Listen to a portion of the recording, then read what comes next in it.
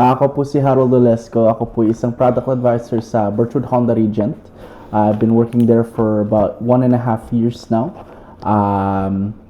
Love cars. I've been in sales basically buong buhay ko po.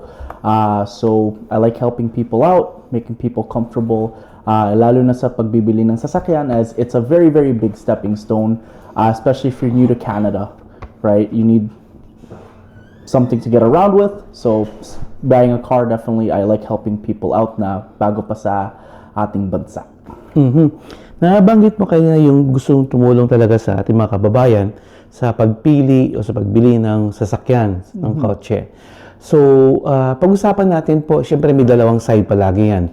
May financing at saka lease. Yes. Ano po pinagkaiba ng financing at saka lease car po? So, financing versus leasing.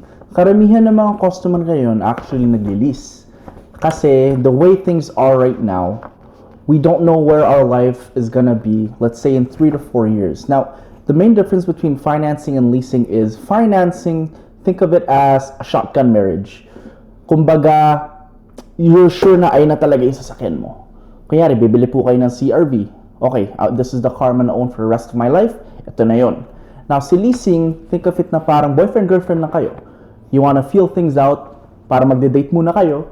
Diba? You wanna feel things out. And if it doesn't work, ang madali sa leasing is you're only paying maybe 60 to 70% of the car, let's say in a 5-year term.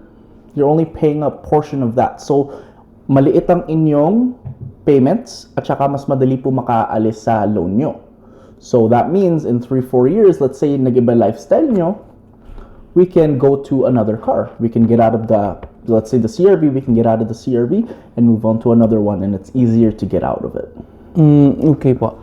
So, nabanggit nyo po parang marriage po yan. So, dun sa financing, may upfront ba siyang down payment compared sa leased? Wala. So, when you're buying a car, merong parang people think na kailangan mo mag-down payment.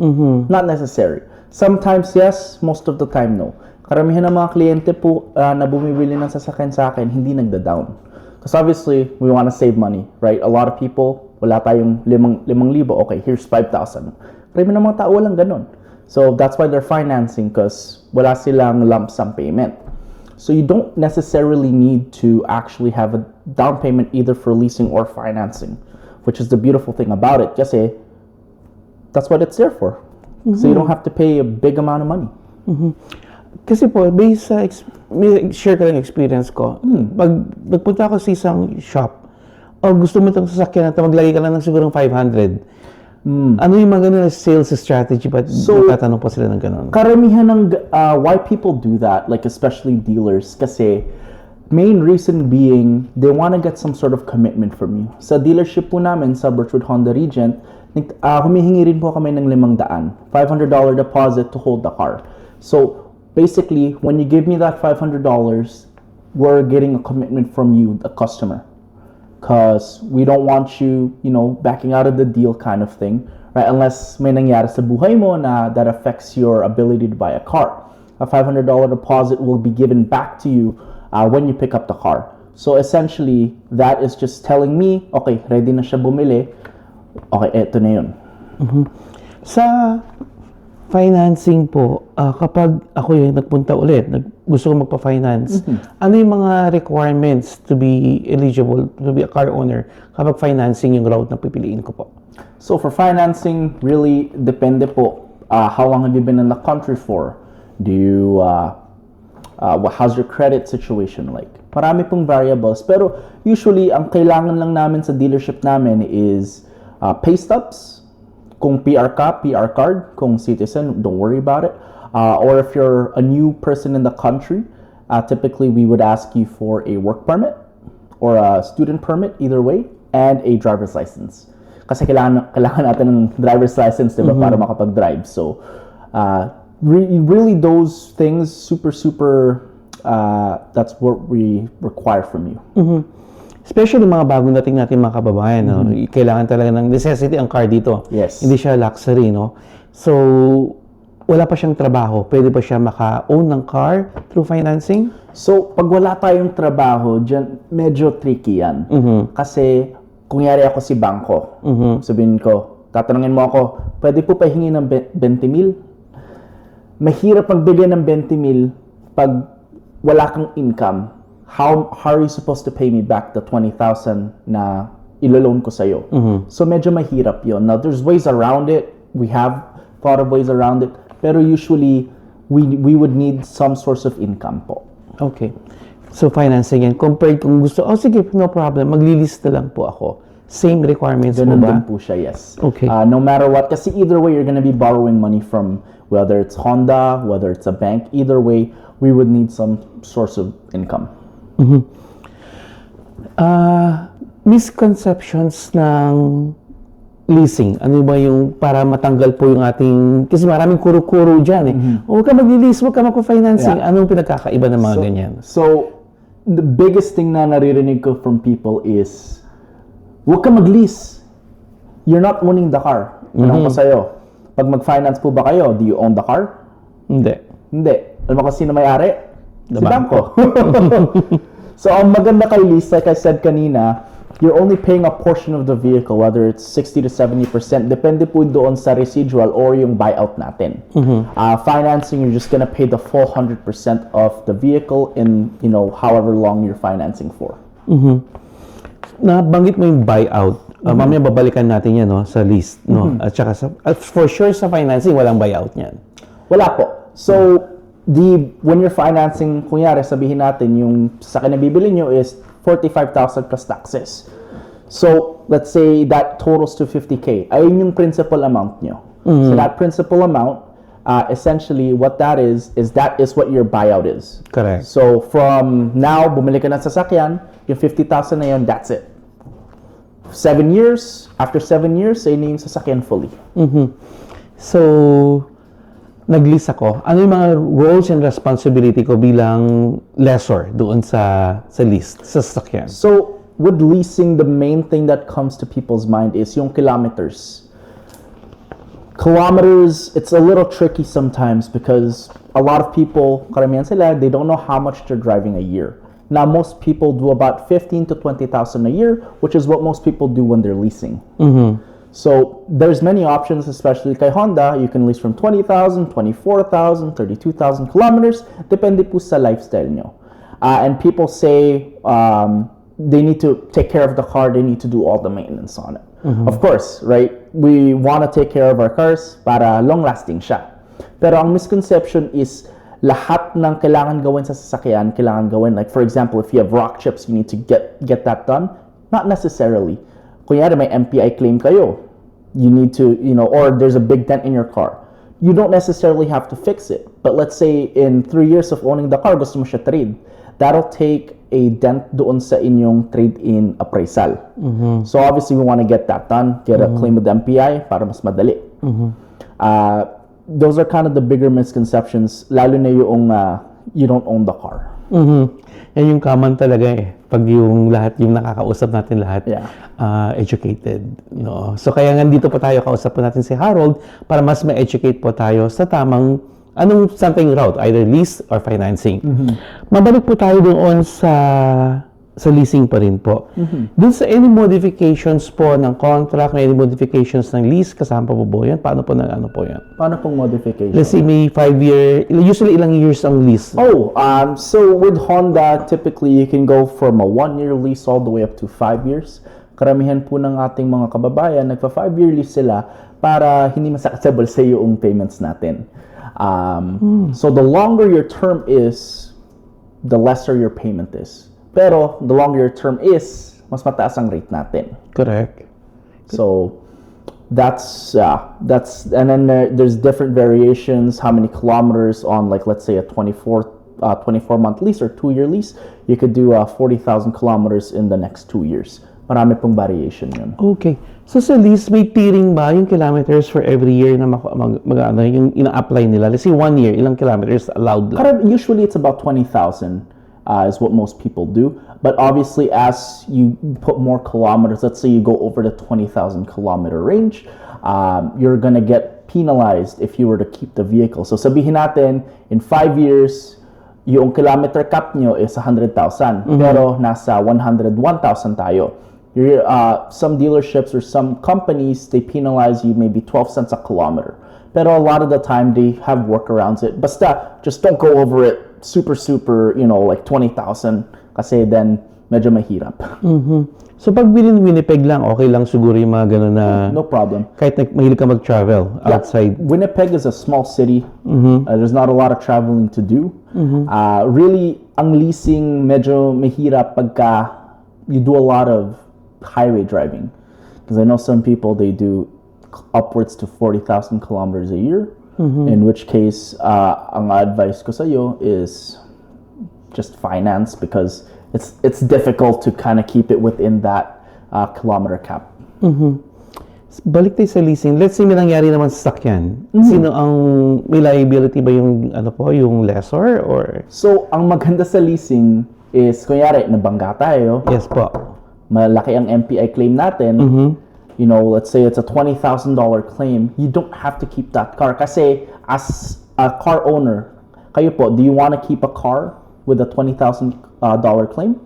Probably not, right? So ang kagandahan sa leasing is you don't have obligation to keep that car. You can, as soon as your lease is over, you can give it back, no questions asked.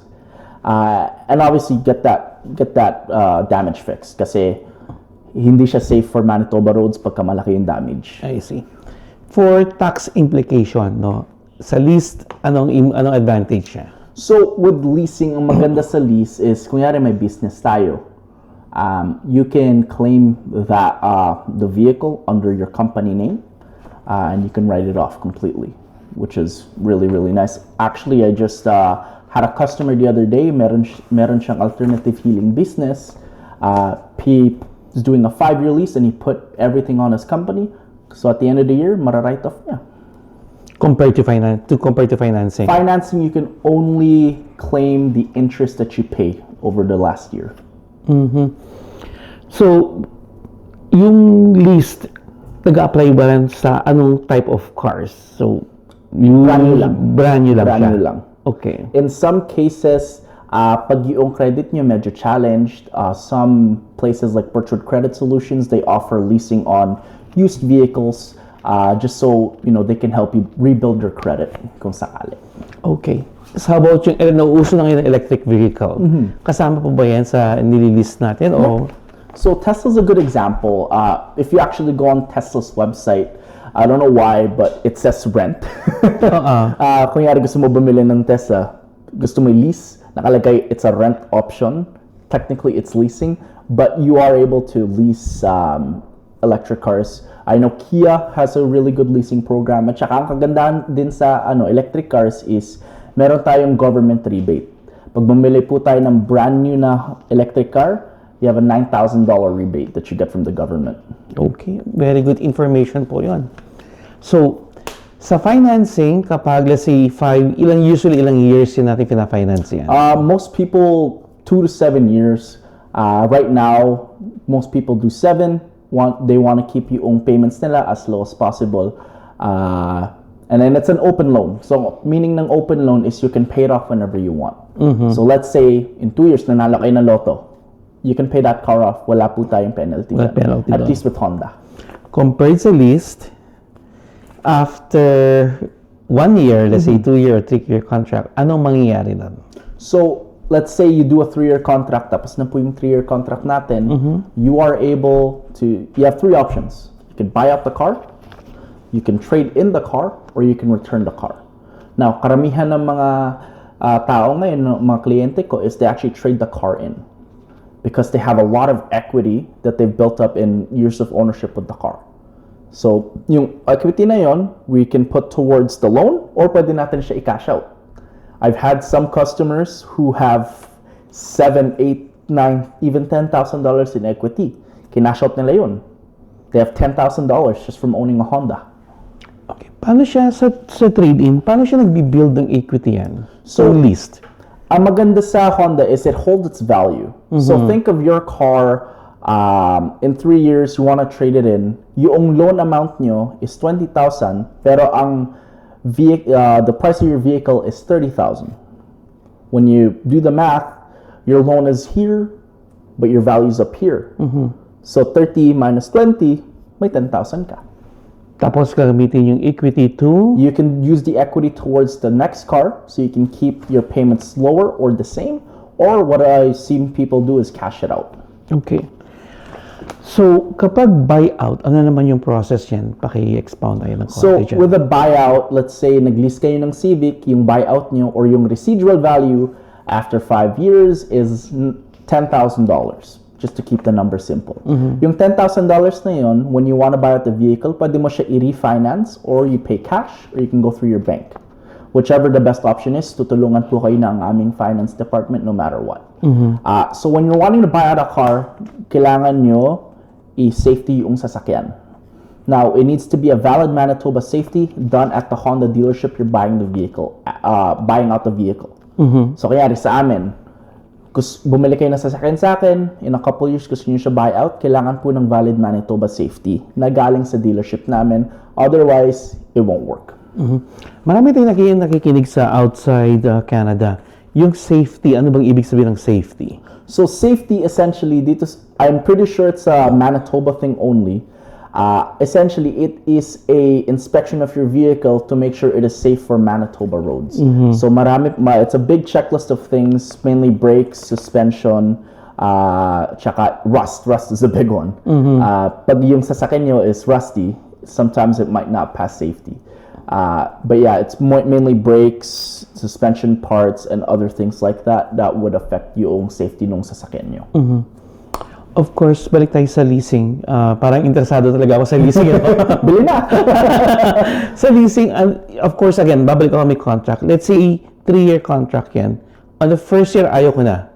So, yung termination of contract, ano yung mga process dyan? So, essentially, ang nangyayari is, you don't want the car anymore after 1 year.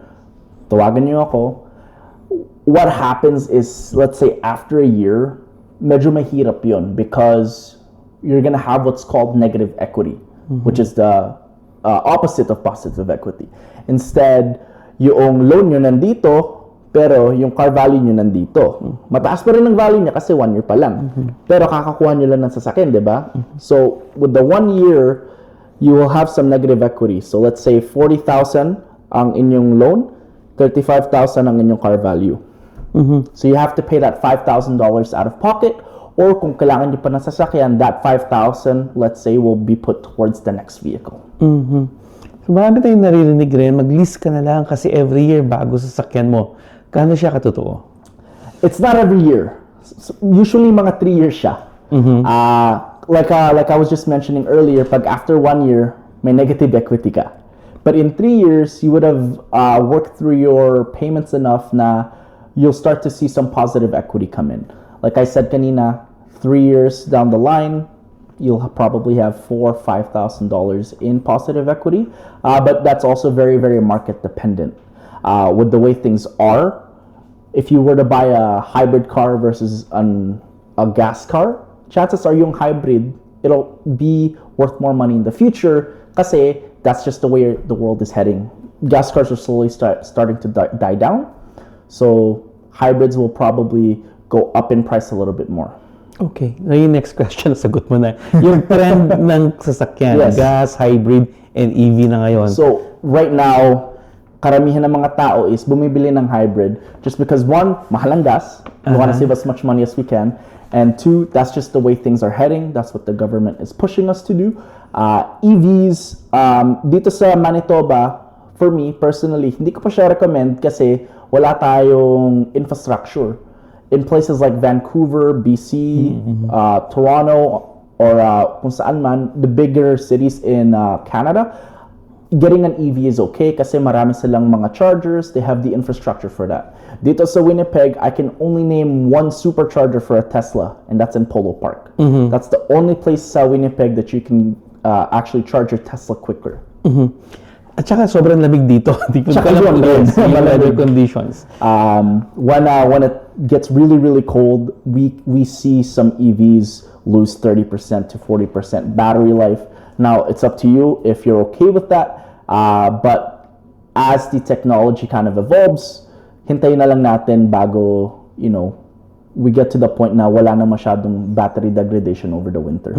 Let's talk about cars. So, hybrid. Anong pinagkaiba ng hybrid sa gas and hybrid sa EV?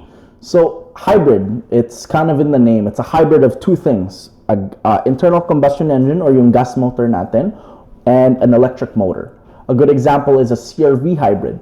Meron siyang 2-liter na makina and 2 electric motors.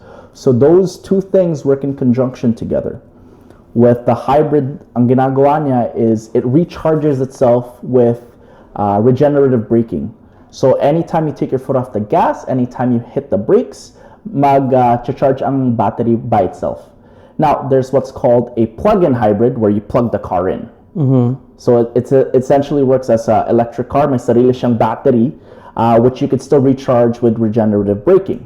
Now, a regular gas car is probably what majority of people drive. Punta ka sa gas station, you gas it up. Yung hybrid din, kailangan mo siya i-gas, pero with the help of the electric motor, you're gonna save a lot more money because it kind of does half and half sila a lot of the time.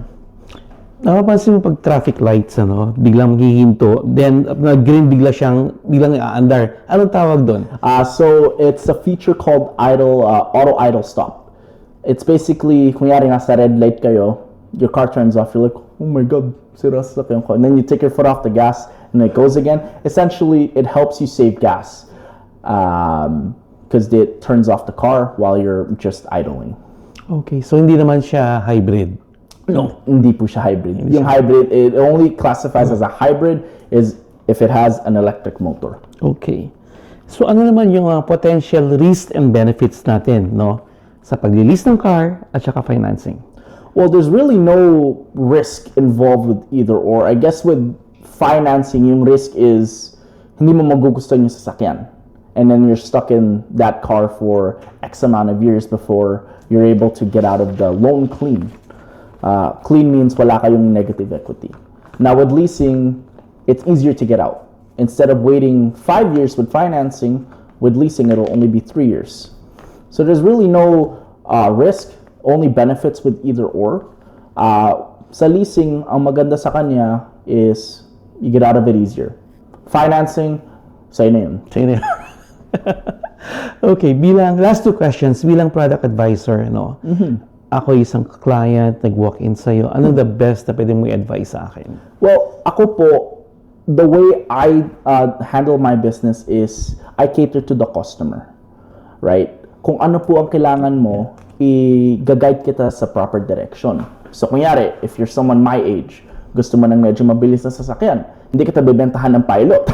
Hindi mo kasi kailangan yun. Maybe a Civic or a Civic SI, or on the contrary, you're a family guy. Hindi kita bibentahan ng Civic. Probably gonna give you a Pilot.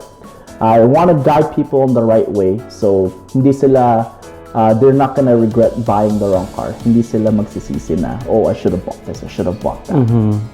Yan ang maganda, So, maganda kay Harold, nag-guide po tayo kung ano ang kailangan natin at saka binavalue niya, Yes. At saka sometimes what people want isn't what people need. Correct. Okay. Invite our mga audience natin kung saan ka makakontakt, Facebook account, phone number, email, and our support mo. So, I work at Birchwood Honda Regent, right beside the casino. Address po namin is 1401 Regent Avenue. If you have any inquiries or any questions, you can feel free to give me a call at 431-998-1508. Again, that's 431-998-1508. That's my direct line. Pwede niyo po ako text, call, whether it's in the middle of the night. I'm still probably playing video games. At saka Facebook ko po, Harold at Honda. Tsaka Instagram ko is the same.